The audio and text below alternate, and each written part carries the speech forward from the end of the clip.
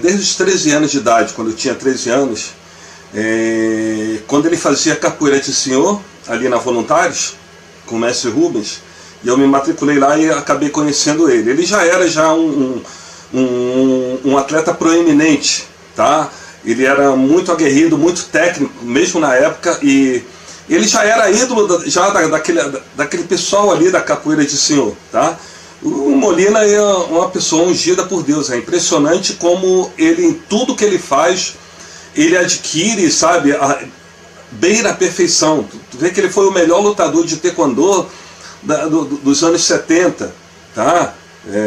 O taekwondo chegou no Brasil em 72, 73, se não me engano. Ele já foi o melhor atleta do taekwondo.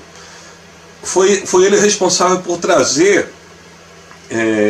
ou pelo menos divulgar, né, o Muay Thai no Rio de Janeiro, e ele formou os melhores atletas de Muay Thai na época, e saíram grandes nomes, como o grão-mestre Jutu, o grão-mestre Paulo Borracha, né, o grão-mestre Narani, e o grão-mestre Luiz Alves, tá?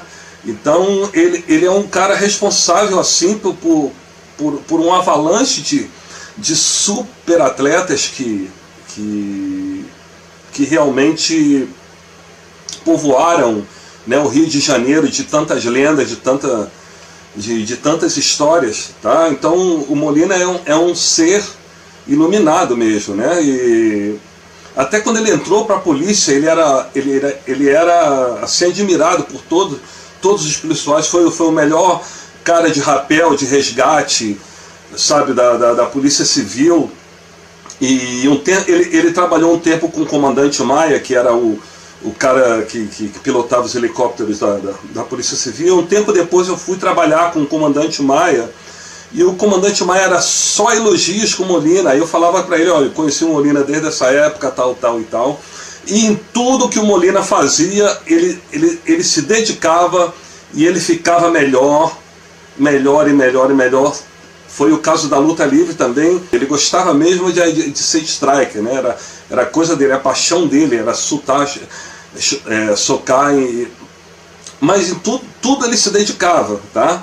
E eu acho que graças ao Molina, porque quando a turma da Bambina foi chamada lá para comprar o barulho deles, da Naja, e a gente acostumava a isso, né? Ir nos lugares e quebrar tudo mesmo, sabe? Era a cultura da rua nessa época, né? De todas as ruas em geral. E o Molina, quando ele chegou lá, mesmo com aquele prejuízo, né, que ele teve da invasão da Naja, ele se portou assim como um verdadeiro samurai, um verdadeiro marcial, sabe? Um cara que tem a arte marcial dentro da índole dele, dentro do caráter dele.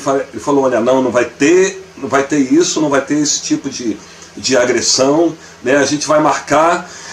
Eu peço só que vocês me deem cobertura, eu vou fazer na mão com ele para ninguém se meter, entendeu? Eu vou vingar, né, esse tipo de agressão, mas de uma forma bem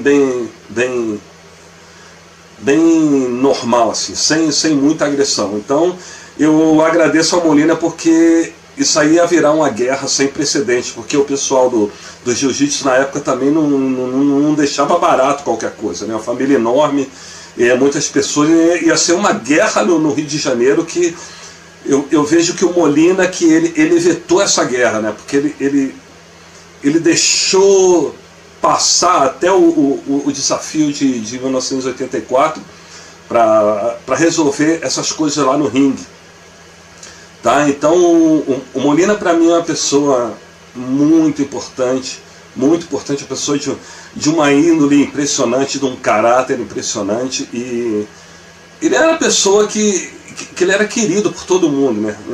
Você não viu uma pessoa que não gostasse do Molina. Realmente uma pessoa ungida por Deus. O Molina eu conheci quando eu entrei, eu tinha uns 12 anos. Aí entrei para capoeira de senhor, ali na esquina da Voluntários com o Real Grandeza. Quem dava aula era o mestre Rubens.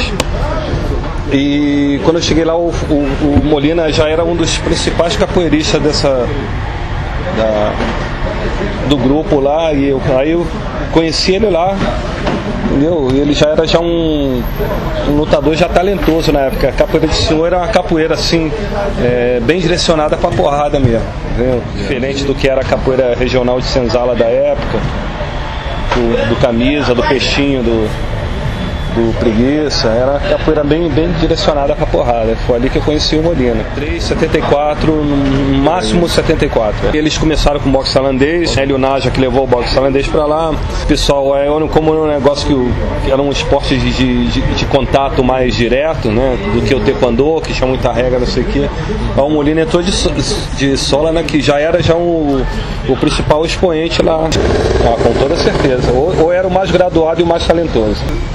Ele era um lutador muito talentoso. Em tudo que ele entrava, o talento dele já excedia. Então o pessoal respeitava ele por isso. Eu acredito que no Rio de Janeiro possa te dizer que todo mundo da época que originou o Muay Thai treinou sob a tutela do Molina. A gente sabia que ele estava querendo mesmo, entendeu, disseminar o Muay Thai, porque não tinha ninguém para disseminar. A gente sabia que ele ia viajar para lutar, entendeu, para conhecer coisas, entendeu, ele era um cara desbravador mesmo. Ele tinha essa coisa dentro dele. O Molina, ele escondia muito contusão, escondia muito. Ele não gostava de... ele não chegava, meu joelho tá uma merda. Ele é um cara que a gente sentia que o desenvolvimento dele estava caindo. Zona. Eu ouvi essa história. Guerreiro, né? Guerreiro quer lavar a honra entendeu?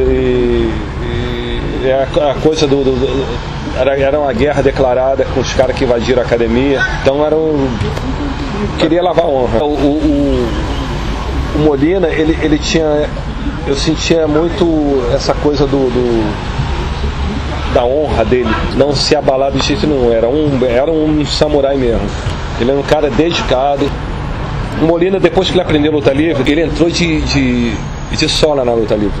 Entrou. E foi um dos melhores alunos do Carlinhos Bruno Silva. Eu cheguei a treinar muito chão com o Molina. Pra ter ideia, eu sabia chão antes dele, e ele conseguiu se graduar na luta livre antes de mim, porque eu não levava a sério o negócio. Treinava um ano, não treinava, entendeu? Eu tava tocando na noite, então ficava um ano sem treinar, depois voltava, sentia aquela necessidade e voltava. O Molina não, cara. E quando eu fui treinar com ele uma vez, eu já tava dando aula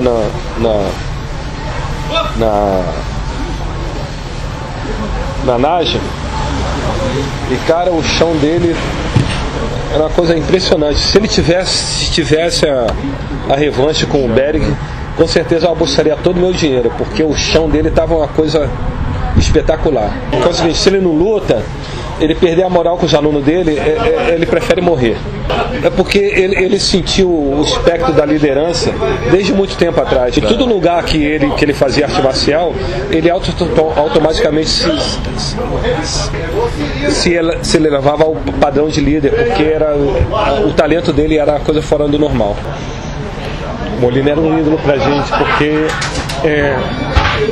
a gente se espelhava na dedicação dele, o negócio de companheirismo dele, e até na luta mesmo do Hugo, né? Quando teve aquele problema do Hugo com o Rickson, ele aconselhava. Eu tive um tipo de conforto em saber que ele morreu salvo, então aquilo me confortou muito.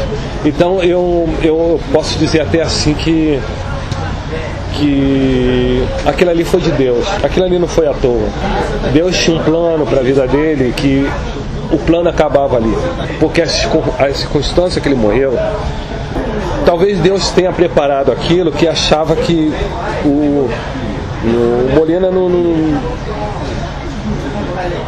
sei lá, Deus sabe das coisas, né? Então ele poderia ter algum tipo de recaída, não sei o que, e Deus falou, deixa eu levar ele agora para não ter outro tipo de problema no futuro. O cara que era pra estar aí com a gente, né, entendeu, essa luta atualmente da gente lutando aí, com certeza era um cara que ia ser reverenciado aí pelo pessoal novo, entendeu, das artes marciais. Entendeu? Então isso tudo me conforta, né, cara? Que aquilo ali foi Deus, não foi mais nada, não foi fatalidade, entendeu? Eu não acredito nisso, tenha sido uma fatalidade. Eu não acredito que foi vacilo dele, porque ele era um cara que gostava muito de viver. O Molina, cara, a gente conheceu, naquela época, cara, a gente conheceu várias pessoas, vários caráteres diferentes. O Molina era um cara de extremo caráter, era um cara justo. Ele tinha umas ambições meio, sabe, cara, meio ufanista, entendeu? O Molina era um cara que ele não se contentava com onde ele chegou. O Molina deixou muito essa coisa, esse caráter, com o pessoal que conviveu com ele. E não tem ninguém que possa falar mal dele. Eu não conheço ninguém, entendeu? De quem teve contato, nunca vai dizer. Eu sinceramente, eu não vou conhecer ninguém que, não, o Molina que, mau caráter, fez isso. Eu nunca conheci, cara. Entendeu? Nunca conheci. Sempre se ouve falar bem do Molina, entendeu? Todos os lugares que ele passou. Tu vai lá na Polícia Civil, né? Eu dei aula lá na Polícia Civil. O cara é idolatrado lá, bicho. Tem placa lá com o nome dele. Não é qualquer um que ninguém põe uma placa lá. Não é porque os feitos dele, não é nada, é porque do caráter dele. É muito difícil. Não cabem palavras pro ser humano que ele era, né? Cara, o Molina, cara, era um exemplo de lutador, de hombridade, de samurai, entendeu? Ele tinha espírito mesmo de samurai.